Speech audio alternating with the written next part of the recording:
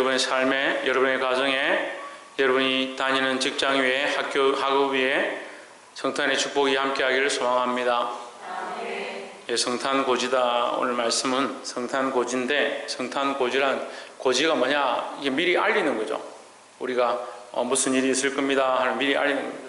지진이 있을 겁니다. 요즘은 이제 지진이 나면 우리가 지진이 났는지 잘 몰랐는데 어떻게 합니까? 문자로 이렇게 띠링띠링 날라오죠. 또 코로나가 몇 명 생겼습니다 이렇게 하면서 아침에 연락이 옵니다. 이것을 고지한다. 미리 알리는 것을 고지다, 고지했다 이렇게 합니다. 성탄, 거룩한 탄생이다. 거룩한 탄생을 미리 알려줬다. 그래서 오늘 우리가 이 밤에, 오늘 새벽에 나가서 예수님 탄생을 이렇게 알리면서 우리 새벽송을 할 건데, 제가 새벽송을 한다니까 많은 분들이 아직도 새벽송을 하는 교회가 있냐. 또 내가 목사님들 만나보니까 목사님들도 우리는 새벽송 안 한 지 오래됐다. 도시에서는 새벽송 하러 다니면 경범죄로 잡혀간다. 뭐 그런 얘기를 하는 거예요. 우리는 그래도 이 시골에 있고 또 지혜롭게 또 남들에게 피해를 주지 않고 조용히 이렇게 선물만 전달하고 오려고 생각하고 있습니다.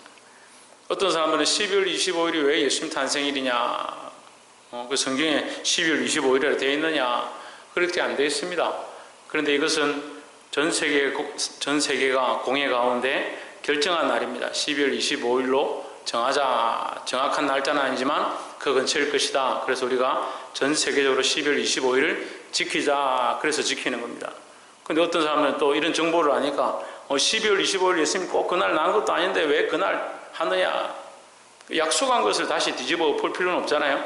그럼 다른 날을 잡든지, 자기가 전 세계 다 모아가지고 날짜를 다른 날 잡든지 그럴 필요 없죠. 우리가 약속한 그날, 오늘 12월 25일을 예수님의 탄생일의 기념일로 하자. 이렇게 정확한 날은 알지 못하지만 기념일로 하자 해서 전 세계가 오늘 똑같이 지키는 겁니다.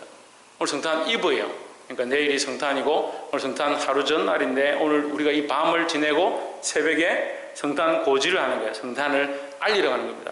그래서 우리가 지금 축제를 하면서 전야제를 하고 아이들이 발표를 하고 찬양을 하고 노래를 하고 율동하고 춤을 추면서 이 기쁨을 준비했다가 새벽에 가서 사람들에게 이 기쁜 소식을 알리는 겁니다. 여러분, 이 기쁜 소식에 쓰임받는 자들이 되기를 주의 이름으로 축원합니다. 오늘 말씀해 보면 8절에 그 지경에 그 밤에 그래요. 그 밤에 목자들이 밖에 자기 양떼를 지키더니 했습니다.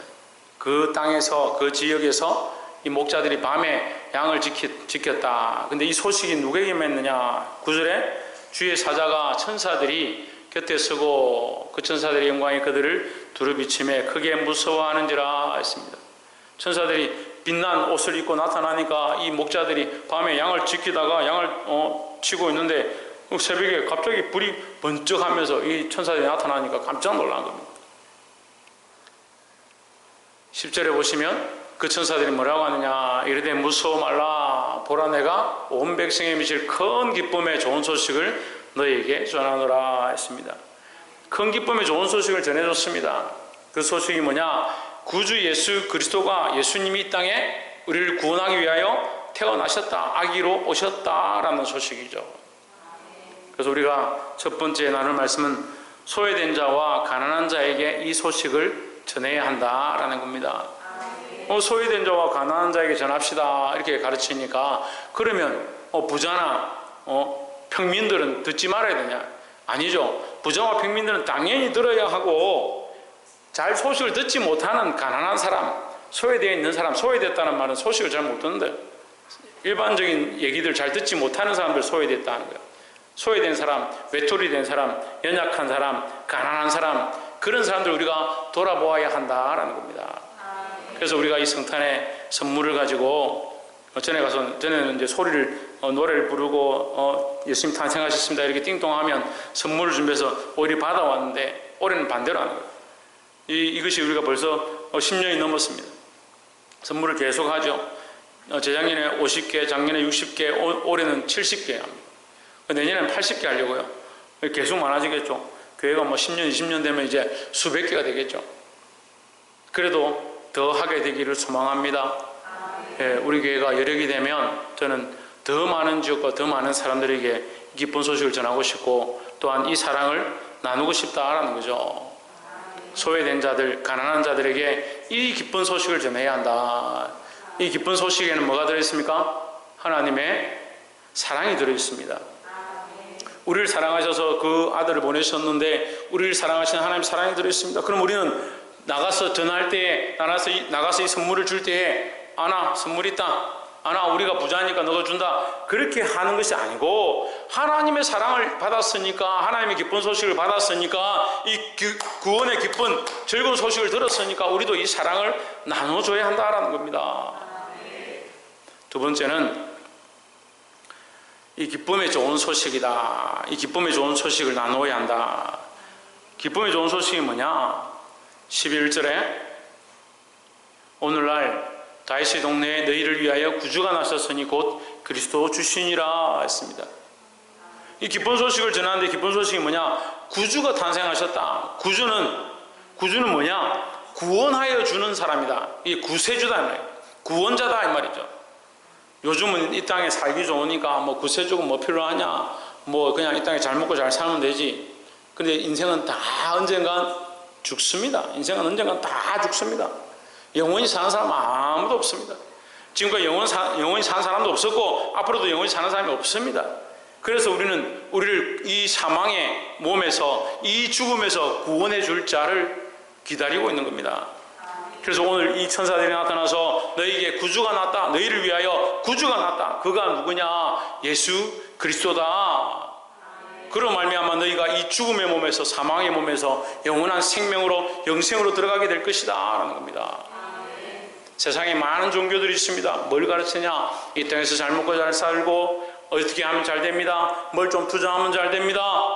자식들이 뭘 어디에 비를 쓰면 잘 됩니다. 그런 걸 가르칩니다. 하지만 우리는 이 땅에서 잘 되는 것보다 영원한 생명, 영원한 하나님 나라의 소망이 있습니다. 하나님 나라에서 우리가 영원히 살게 될 것들을 바라보기 때문에 이 땅에서 때로는 좀 손해봐도 되는 거예요. 우리가 손해보면 우리 아들 때라도, 우리의 다음 때라도 하나님 복을 주실 줄 믿습니다. 그러니까 우리가 물론 이 땅에서 잘 돼야 하지만 더 궁극적인 첫 번째 목적은 영원한 하나님 나라의 구원이 우선이다라는 거죠. 그러니까 많은 사람들이 왜 다른 사람 사랑하지 못하고 이웃에게 나눠주는 것이 한계가 있느냐? 이 땅에 소망이 있으니까 자기도 잘 먹고 자기도 배불리하고 자기도 즐거운 거 다 하려고 하니까 남들에게 줄 게 없는 거예요. 근데 우리가 이 영원한 소망을 얻었고 하나님의 사랑을 입은 자, 이 기쁜 소식을 들은 자라면 얼마든지 나눠주고 얼마든지 섬겨도 배고프고 힘들지 않다라는 거죠. 그래서 기쁜 소식이다. 그래서 기쁜 소식이다. 이 소식을 전할 수 있는 저와 여러분 되기를 주의 이름으로 축원합니다. 마지막 세 번째는 12절에 너희가 가서 강보에 쌓여 빨간 이불에 빨간 천에 쌓여 있는 구유에 누워 있는 아기를 보리니, 구유는 소들이 염을 먹는 통이죠. 이 소들이 염을 먹는 통에 그냥 빨간 천 조각 하나 둘러서 아기가 태어났다. 그것은 너희가 볼 것이다. 너희가 보니 이것이 내게 표적이니라 하더니 했습니다. 예수님 태어나실 때 왕의 자리에, 존귀한 자리에 태어나신 것이 아니고 소구유에 그 소가 먹던 그 더러운 냄새나는 오물통 속에 잠시 치우고 빨간 천으로 둘러서 태어나셨습니다. 그것이 표적이다. 보통 사람이 태어날 수 없는 그런 모습으로 태어났다. 존귀하신 하나님의 아들이 이 땅에 가장 겸손한 자리에 오셨다. 그것이 너에게 표적이다 하셨습니다. 13절에 호련히 수많은 천군이 그 천사와 함께 하나님을 찬송하되 하여 이르되 했습니다. 그 얘기를 하고 마지막에 이 천사들이 올라가면서 이 찬송을 부르고 가는 겁니다. 14절에 지극히 높은 곳에서는 하나님께 영광이요 땅에서는 하나님이 기뻐하신 사람들 중에 평화로다 하니라 했습니다. 지극히 높은 곳에서는 하나님께 영광이요. 왜 하나님께 영광이냐? 많은 사람들이 사망과 죽음으로 이 육신에 매여서 죽을 수밖에 없는 그 소망이 없는 인생들을 구원해 주셨으니까 하나님께 영광이다. 그러니까 하나님께 영광이 된다. 그렇지만 또한 이 구원을 받은 자에게는 뭐냐? 이 구원을 받은 자, 이 영원한 소망을 얻은 자들에게는 말할 수 없는 기쁨이 있다라는 겁니다. 말할 수 없는 기쁨이 있으니까 이 땅에 아웅다웅하고 싸울 필요가 없는 거예요. 서로 평화할 수 있다라는 거죠. 이 세 번째는 사람들에게 평화의 소식이다. 여러분, 우리가 이 평화할 수 있는 소식을 전하길 바랍니다. 서울에 제가 가르치던 청년이 연락이 왔는데 아파트에 사는데 위층에서 얼마나 쿵쿵거리는지 찾아가서 제발 좀 살살 다니면 안 되겠습니까 하니까 완전히 사람을 바보 취급하고 무시를 하는, 또 아래층에서는 시끄럽다고 올라와서 손가락질을 하고, 그래 자기는 중간에 치여가지고 힘들어서 몸무게가 5kg나 빠졌다. 그래서 저한테 전화가 왔길래 제가 그래도 참고 그래도 평화해라. 너는 이 땅에 소망이 있는 것이 아니고 하나님 나라에 소망이 있지 않느냐. 그 사람들은 그걸 모른다 하더라도 네가 사랑을 실천하는 것이 더 중요하다, 이렇게 가르쳤습니다. 그러니까 그 청년이 그렇게 하려고 계속 힘을 쓰고, 그렇게 하니까 하나님께서 친구를 붙여주셔서 그를 위로하고 힘을 주셨어요. 여러분, 우리가 그렇게 했는데 그날 아침에 제가 아침에 또 새벽에 전화가 한번 왔길래 제가 너 오늘부터는 기도해라. 네가 정말 시끄럽고 힘들어서 견딜 수 없으면 기도해라. 그날 밤에 전화가 온 거예요. 목사님 기도를 했는데 신기하게 오늘 소리가 하나도 안 난다. 그래서 제가 그랬어요. 소리가 나든 안 나든 네 마음이 중요하다. 네가 마음을 잘 지키고 사람들이 너에게 안 좋게 하더라도 너는 사랑을 실천할 수 있어야 된다. 그게 뭐다? 그게 평화를 끼치는 사람의 모습이다라는 겁니다. 말씀을 맺겠습니다. 우리는 이 기쁜 소식을 들었습니다. 우리는 구원을 얻었습니다. 우리는 죄로부터 노임을 받고 사망으로부터 노임을 받고 이 육체는 죽지만 영원한 생명을 얻게 될 것이다 라는 거죠. 그렇기 때문에 우리는 뭐요? 이 땅에서 좀 손해봐도 좀 섬겨도 봉사해도 이 사랑을 나눠줘도 이웃과 평화해도 괜찮다라는 겁니다. 감사할 수 있다라는 겁니다.